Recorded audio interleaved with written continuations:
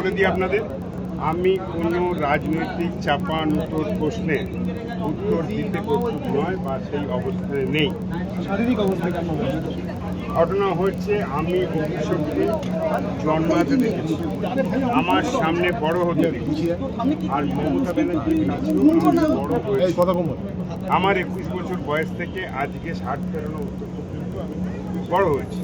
সেই পরিপ্রেক্ষিতে আমি মনে করি ওপর থেকে যখন আমি টেলিভিশনের পর্দায় আপনাদের খবরের জায়গা থেকে এই জাতীয় ঘটনার কথা শুনেছি, আমি সঙ্গে সঙ্গে মমতার দোকানে ছুটে যাই এবং ছুটে যাবার পরে আমরা শহরে জানেন যে হাসপাতালে নিয়ে যাওয়া হয়েছিল, আমি সেখানে গেছিলাম, গিয়ে দেখেছি যে ওর যে ধরনের ইমিডিয়েটলি ট্রিটমেন্ট, কারণ আপনারা যখন জিজ্ঞাসা করছেন রাজনৈতিকভাবে নয়, 34টা বছর আমরা কিন্তু মধ্যে অধিকাংশ সময়টা আমরা অপোজিশন পলিটিক্স করেছি।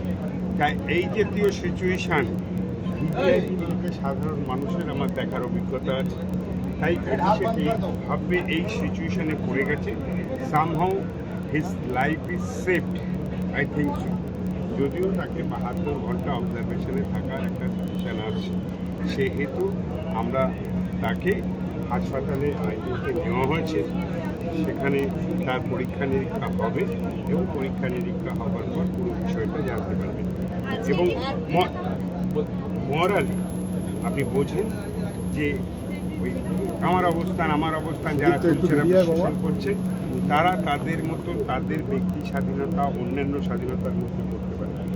আমি মনে করি আমার কর্তব্য যে এই পরিবারটা, যেখানে গায়ত্রী ছিলেন গার্জেন, মমতা দিয়েছিলেন প্রধান এবং আমাদের সম্পন্নে, সেইখানটায় আমি মমতাদের কাছে গেছিলাম এবং আজকে ছুটে এসেছি। আমার তরফ থেকে যা করার থাকবে আমি শেষ পর্যন্ত করবার মানসিকতা। আপনার গাড়ির পাশে তো বসে এলেন, ওনার কি শারীরিক কষ্ট হচ্ছে বা কি সমস্যা হচ্ছে? দেখুন, বিভিন্ন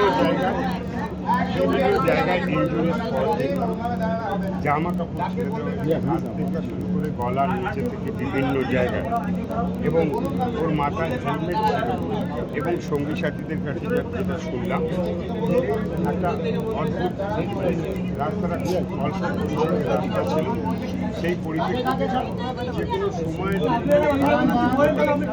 এবং এই সিচুয়েশন দেখেছিলাম রেয়াপাড়ায়, আমরা এই সিচুয়েশন দেখেছিলাম নন্দীগ্রামে, চণ্ডী, আর আজকে সেই সিচুয়েশনটা সঙ্গে মেলাচ্ছি। যাক, হাসপাতালে নিয়ে আসছে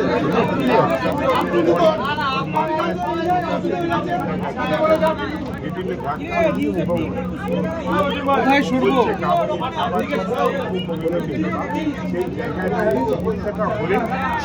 আরো ভালো ভালো খবর দেখতে সাবস্ক্রাইব করুন বাংলা হান্টের ইউটিউব চ্যানেল। বাংলা হান্টের আরো খবর দেখতে নজর রাখুন। বাংলা খবর মানেই বাংলা হান্ট।